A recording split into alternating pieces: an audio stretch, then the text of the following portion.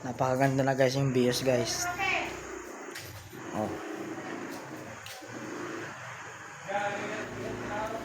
Napakasariwa siya guys. You know. I-video ko lang to guys para makita nyo no kung paano gagawa ng, sabi nila dapat pag hindi daw na gagawa hindi daw magkakulay. Sa printer po yung guys. Sa gumagawa po yung guys. Kung mali man yung pintura ng gumagawa doon sa pagbili yan. Ito guys, napaka-same mo to. Napakaganda. Ayun guys oh. Oh, walang cut yan guys ah. Napakaganda. Ayun oh.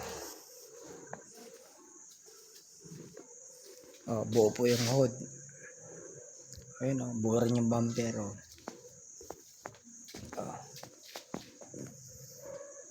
Ang ganda guys, napakagintab.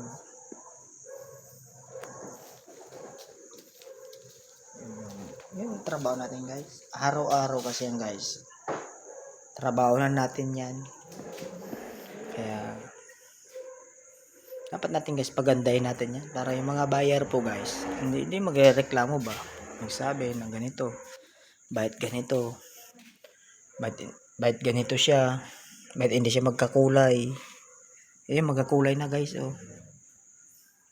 Oh, napakaganda guys. Oh.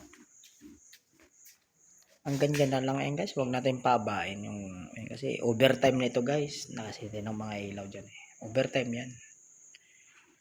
Hanggang dito na lang guys, shout out sa inyo guys na hindi ko na babasa yung mga yung pa-shout out nyo, pasensya na kayo guys hanggang dito na lang ang video natin muna.